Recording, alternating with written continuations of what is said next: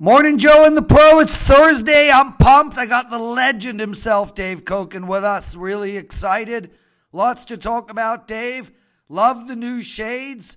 Matching your hat. What? They're old shades. These are old Oakleys. I've had these for a few years. Yeah, well, and matching the hat. What is that hat called? Bowler? No, that's that British Just a thing. Kangol cap. What is it called? A Kangol cap. Yeah, it looks idiotic on me, but it looks good on you. And you're having a cigarette. I see the smoke in the corner. Yes.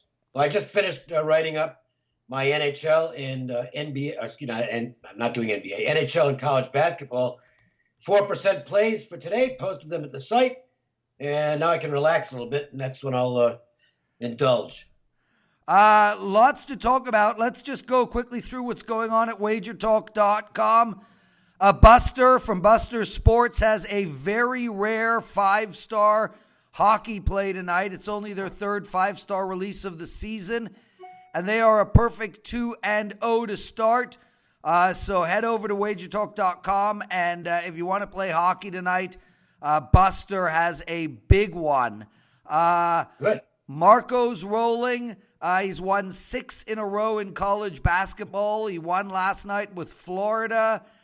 He's got a college basketball play tonight up at WagerTalk.com, and we've got a lot of great NFL action for this week.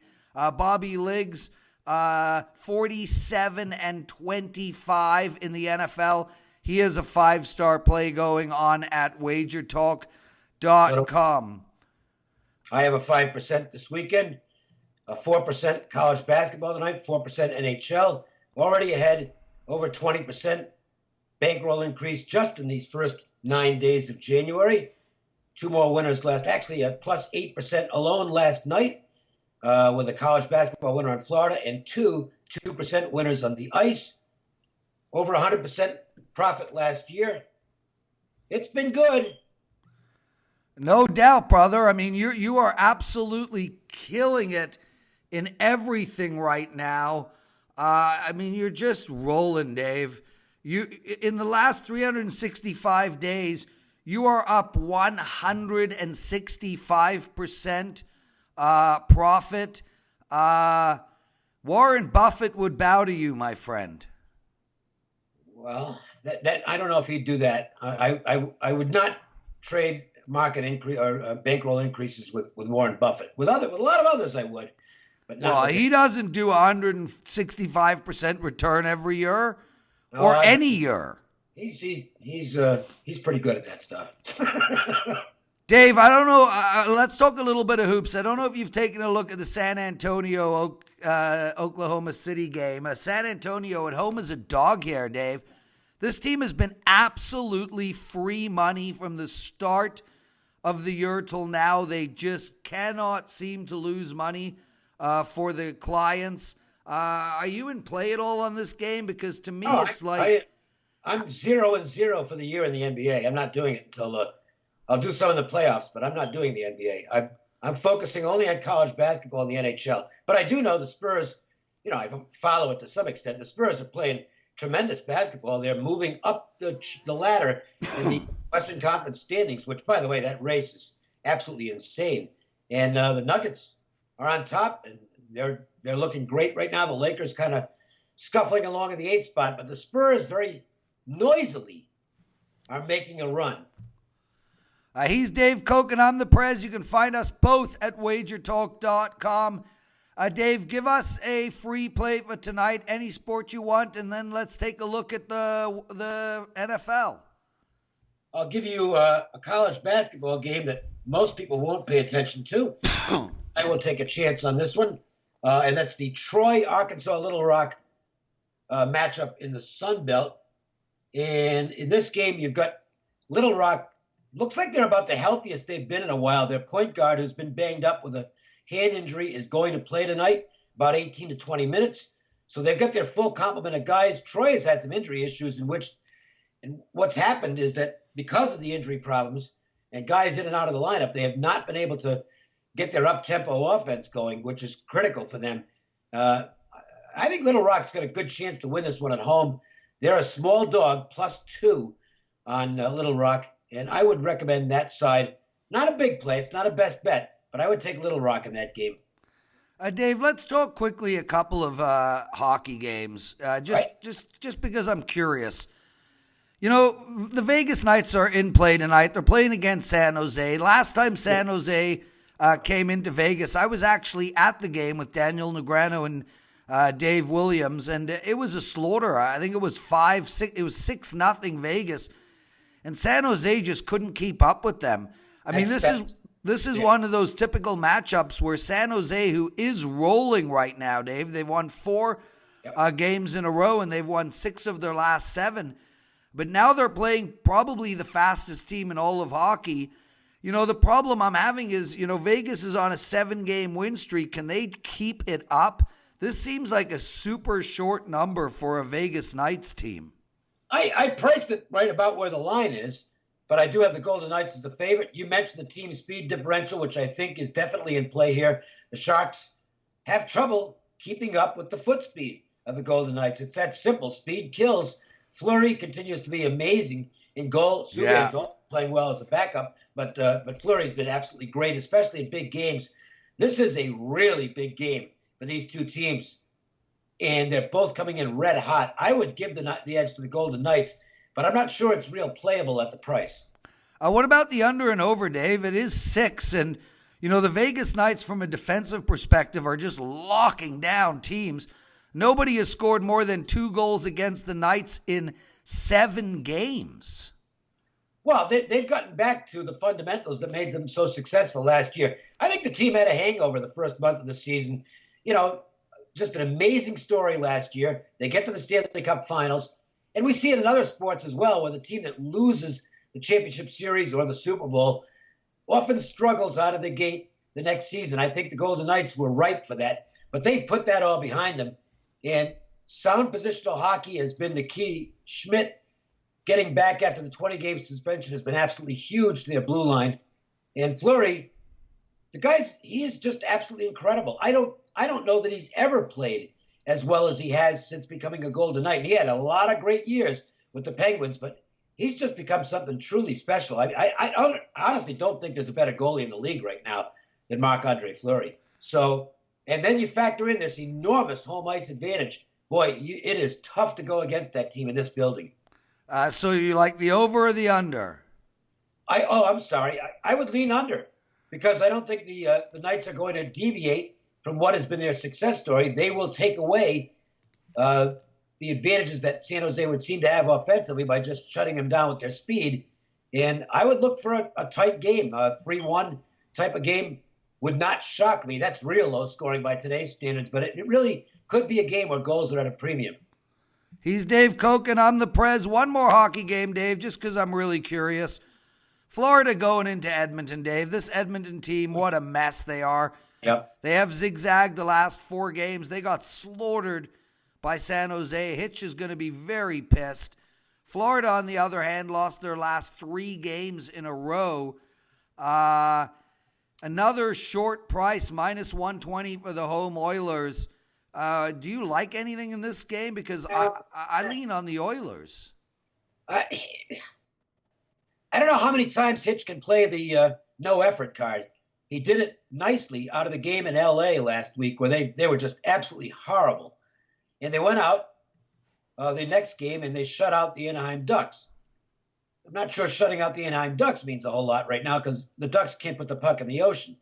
But he did get a big effort out of them, and then they revert right back to where they were with a poor performance. This team is totally unreliable right now. The flip side of it is the Panthers have been the same team all season long. They've got some offense. They've got guys who can put the puck in the net, but their blue line is terrible. Their goaltending is below average, and it's really risky to back teams like that on the road that can't keep the other team off the scoreboard. I don't know. I didn't really come up with anything on the game. I guess the Oilers at home may be a slight advantage. Florida could wear down traveling, but they're just not. I just can't lay a price with the Oilers at this point, so that's opinion only. He's Dave Cokin. I'm the Prez. Check us out every single day, Monday to Friday, Morning Joe and the Pro at WagerTalk TV. We just got over 18,000 subscribers. We're the largest handicapping company in the world on YouTube, and I'm excited about it. Dave, let's race through some of these NFL games. Right. You know, the game that fascinates me the most, honestly, is this Kansas City game, -5.5 against Indianapolis. I spoke about this a couple of times already this week. You know, everybody is loving Indy right now, and rightfully so. They're the hottest team in the league. The problem is they've played only 4 playoff teams all year. They've lost 3 to 3 of them.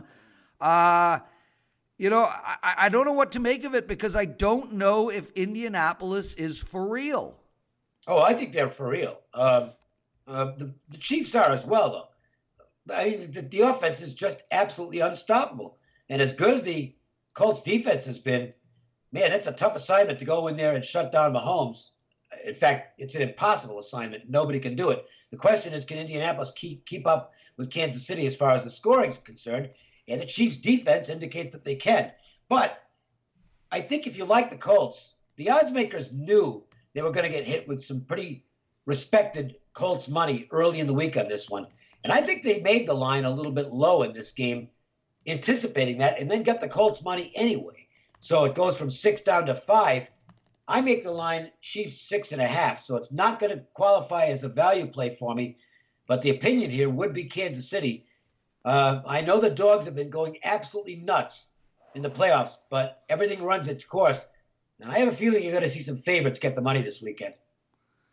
Yeah, no, I agree. But right now, we're not seeing it. I mean, from a public perspective, 57% are on Dallas, 62% on Philly, and 61% on the Chargers. Let's talk about this Chargers game, Dave. New England has owned the Chargers. Brady is 7-0 straight up and 6-1 ATS against the Chargers.